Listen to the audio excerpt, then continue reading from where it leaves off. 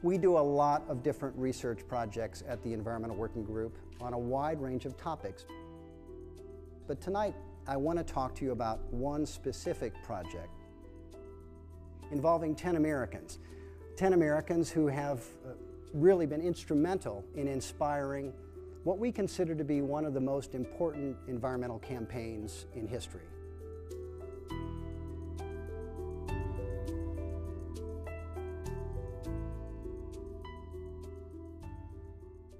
One day, we collected a sample of blood from each of these 10 Americans, and we sent it to a laboratory to analyze it for 413 different toxic chemical pollutants, pesticides and industrial chemicals alike.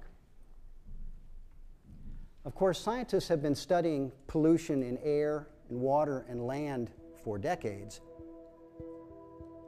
but it's only recently that they turned to the study of pollution in people, and that's what this project was designed also to do.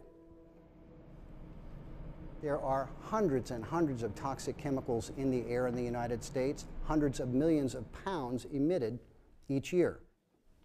But we know for a fact that none of these 10 Americans were exposed to these chemicals by virtue of the air that they breathed, even though we found some of these very chemicals in these 10 people.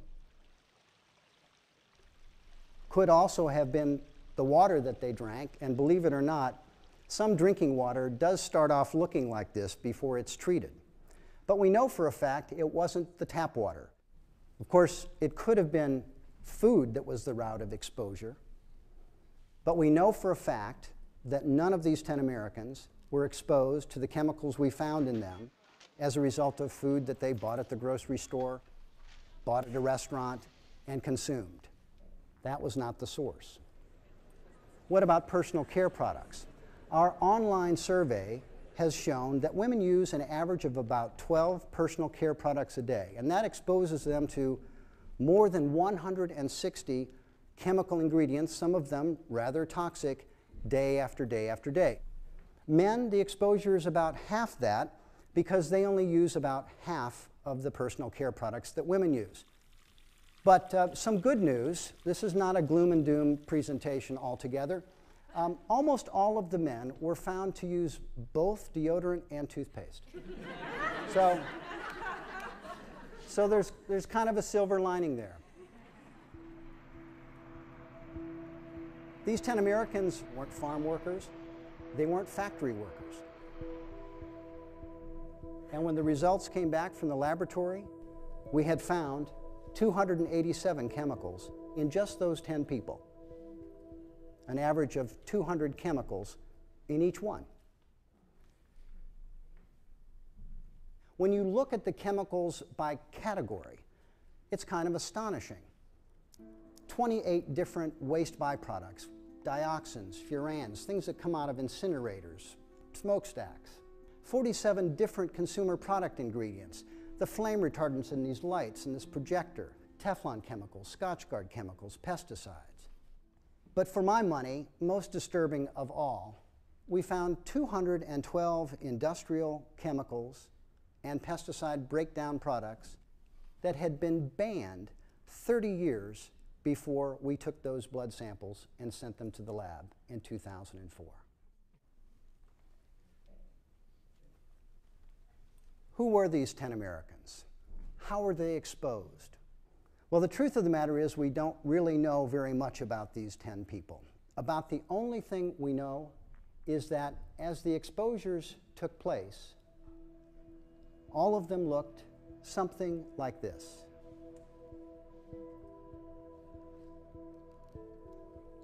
This was the first time anyone had ever bothered since the beginning of the chemical revolution to examine umbilical cord blood to see how many toxic chemicals got through to the developing child.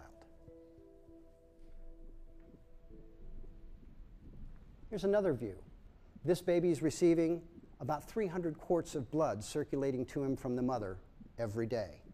The nutrients that are allowing the baby to grow, the oxygen that's allowing the baby to breathe, This baby, like all babies at that age, does not have a blood-brain barrier. That means that the tissues of the brain, the cells of the brain, are not protected as they will be in later life, just a few months from now, really, to protect him from the chemicals that would pass into those tissues and those cells.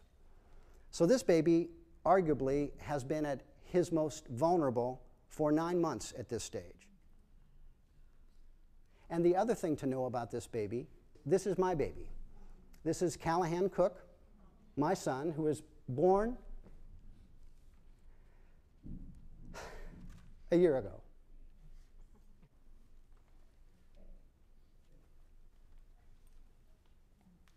Pediatricians and scientists hoped that babies were protected from toxic chemicals because the chemicals were filtered out by the placenta. Our study showed, disturbingly, that that's not the case. Industrial pollution begins in the womb.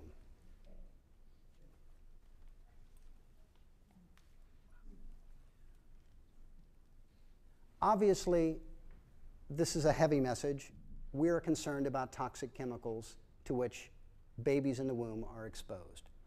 But let me also tell you, just because a chemical is found in someone does not mean that there's going to be environmental damage, biological damage. It doesn't mean that at all. But what it does mean is that there is reason to be concerned. What it does mean is that we ought to do all we can to minimize those exposures. It stands to reason. And the reason we want to avoid them is the nature of the chemicals themselves. 134 of these chemicals had been shown to cause cancer in laboratory studies or in people. 151 associated with causing birth defects. 154 caused hormone disruption. Infertility, 186 different chemicals. Immune system toxicants, 130. Neurotoxins like lead, PCBs, mercury, that we know can have profound effects on the developing child, profound effects on their intelligence, profound effects on their motor coordination. If you're doing a little math here, you're already seeing that we have more health effects than we have chemicals. Why is that? The answer is simple. Many of these chemicals have multiple toxic effects. A recent review concluded that when you look at all of these chemicals in combination, which we never do when we review their toxicity, we look at them one at a time, you have to come to a disturbing conclusion. The combined evidence suggests that neurodevelopmental disorders caused by industrial chemicals has created a silent pandemic in modern society.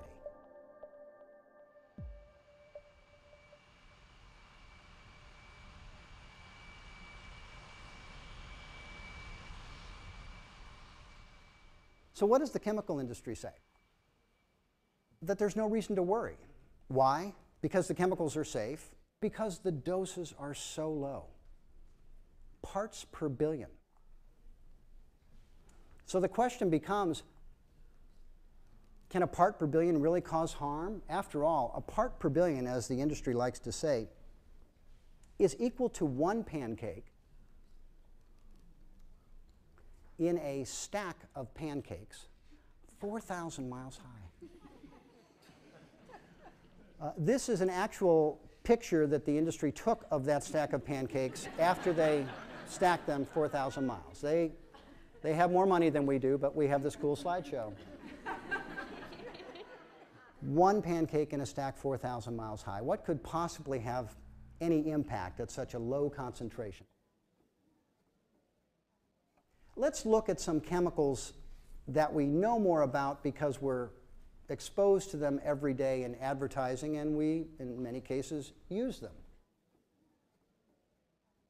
Albuterol, this is a chemical that's in the desk of every school nurse because one dose of it at 2.1 parts per billion will stop an asthma attack. Paxil, a common antidepressant, one dose in the blood active at 30 parts per billion. Cialis. One dose, which can have profound therapeutic effects. 30 parts per billion, and it's good for 36 hours. And then there's NuvaRing, which is a commonly prescribed birth control drug. It is active at 0.035 parts per billion. Less than 4/100ths of a pancake in a stack of pancakes 4,000 miles high, and it's almost 100% effective. Now, some people are more sensitive than others.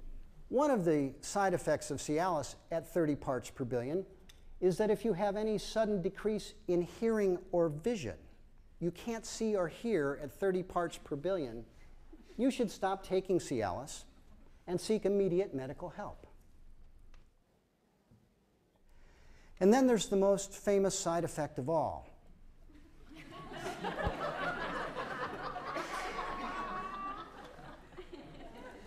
And my question about this side effect is really very simple. If you've experienced the preceding one as well, and you can't see or hear, how do you call the doctor? Low doses matter. For 30 parts per billion, we can inspire human reproduction. For 0.035 parts per billion, we can prevent it. And for another 30 parts per billion, we can chill out about it either way.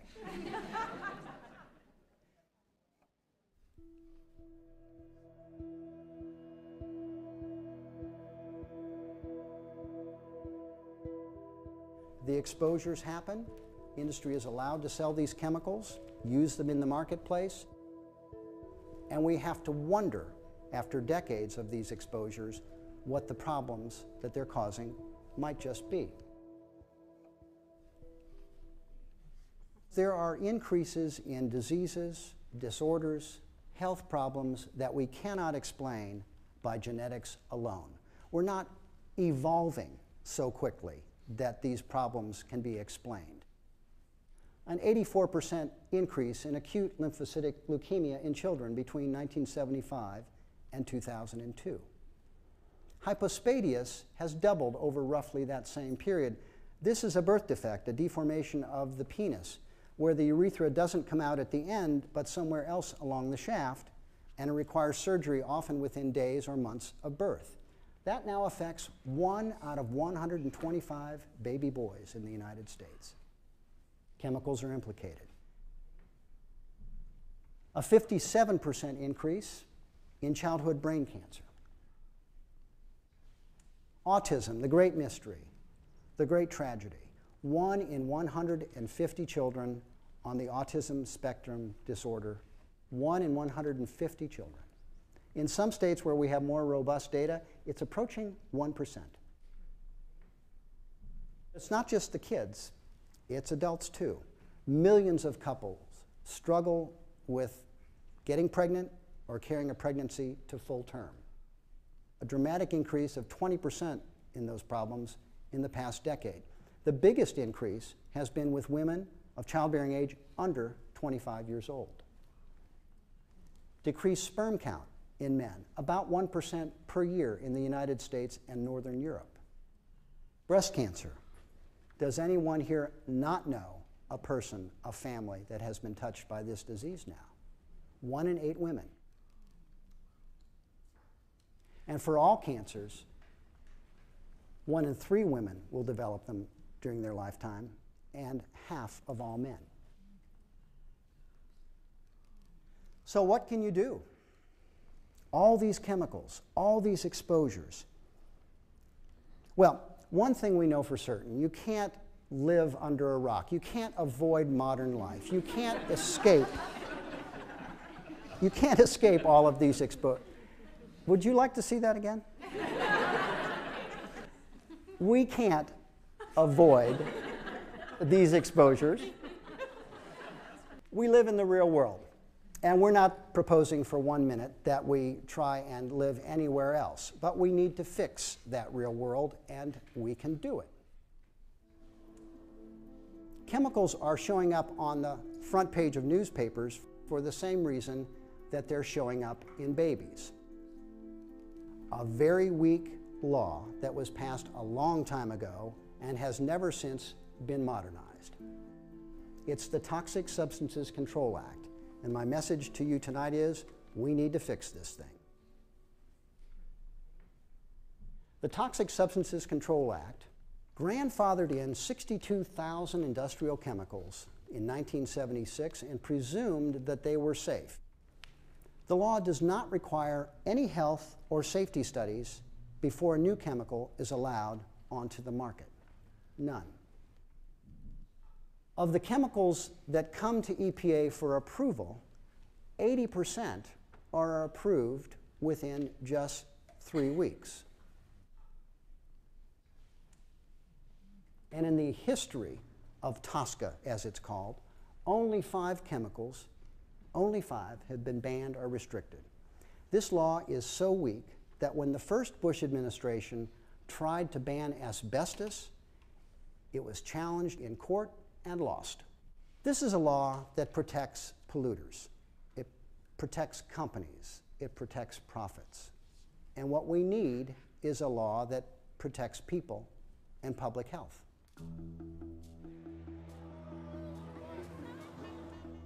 It's a tall order, but we've made big changes before.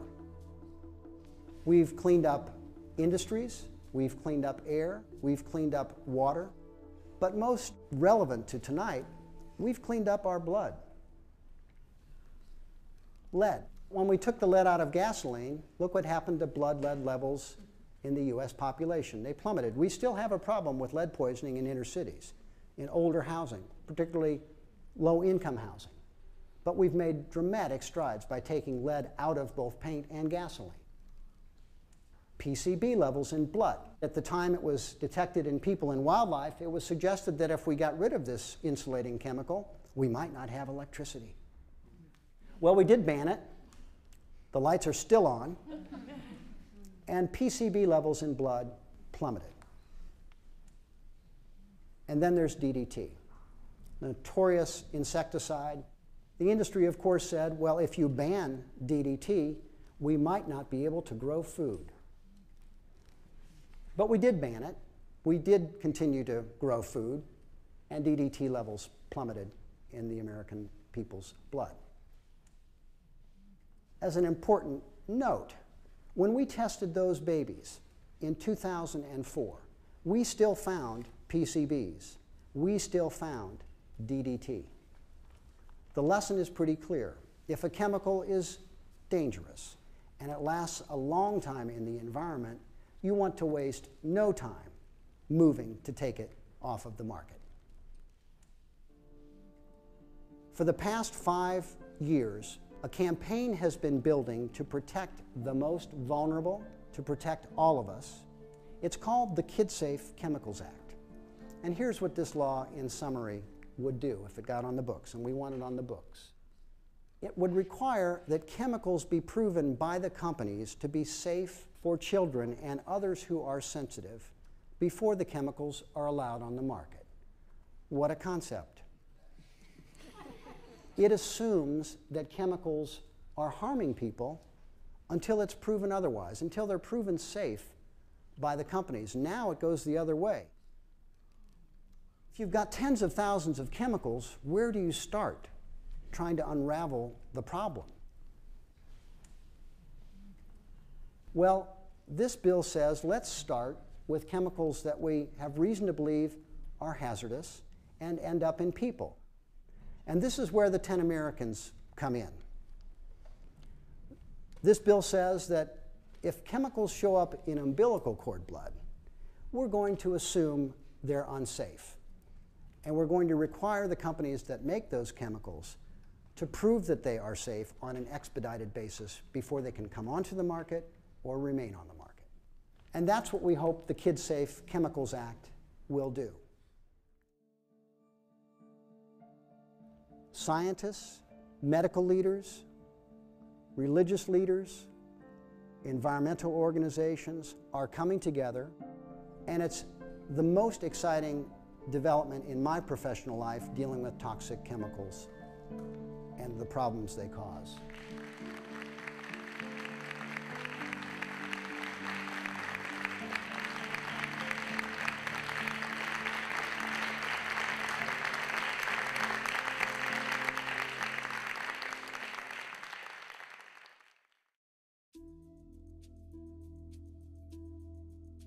This is another image of my baby, Callahan Cook. He's about 2 weeks old. When I look into his face, I see every hope for a healthy future. I know that when he came into the world, like all American babies, he did have some toxic chemicals in him for all our best efforts. But my hope is that going forward, we can do better, and we have to do better. We can protect babies and the rest of us from these toxic chemicals if we just make it our business to do so. Yes, be smarter when you shop. But even more importantly tonight, get involved to help us pass the KidSafe Chemicals Act. We owe it to our kids, we owe it to ourselves to protect them so that no baby is born into this world pre-polluted in the future.